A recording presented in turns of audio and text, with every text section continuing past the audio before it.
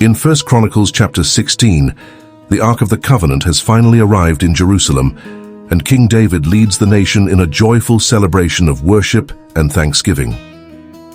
The chapter begins with the Ark being placed inside the tent that David had prepared for it in the city of David. After the sacrifices are completed, David blesses the people in the name of the Lord. David then appoints certain Levites to minister continually before the Ark. Their responsibilities include giving thanks, praising, and remembering the works of the Lord. Priests sound trumpets. Worship becomes a daily part of Israel's life.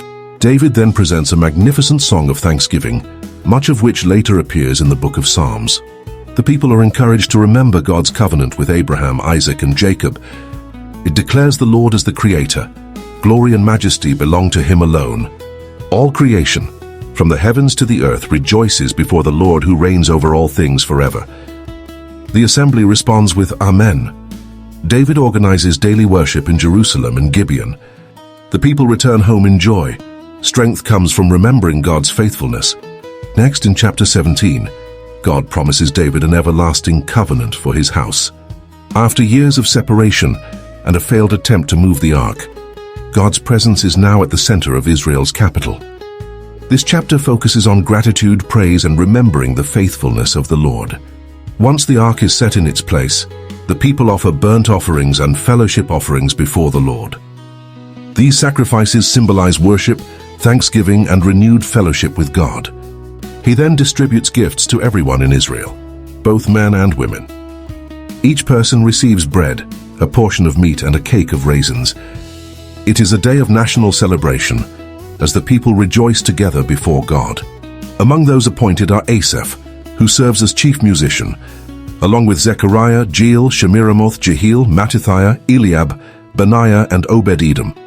The priests Benaiah and Jahaziel are assigned to sound trumpets regularly before the Ark of God's covenant. Worship is no longer occasional. It becomes a daily part of Israel's life. The song calls on the people to give thanks to the Lord, proclaim His greatness among the nations, and tell of His wonderful works. David reminds Israel that God protected their ancestors, even when they were few in number and wandering from place to place.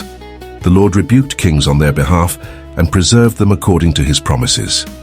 The song also declares that the Lord is greater than all other gods. While the idols of the nations are powerless, the Lord is the creator of the heavens and the earth. Glory, strength, and majesty belong to Him alone. David calls not only Israel but all nations to worship God. The heavens, the earth, the sea, the fields, and even the trees of the forest are pictured rejoicing before the Lord because He reigns over all creation. The song concludes with praise for God's enduring love and a prayer for salvation and deliverance. The people respond together by saying, Amen, and they continued praising the Lord with great joy and enthusiasm. After the celebration, David organizes ongoing worship. Asaph and his fellow Levites remain before the ark in Jerusalem to minister daily.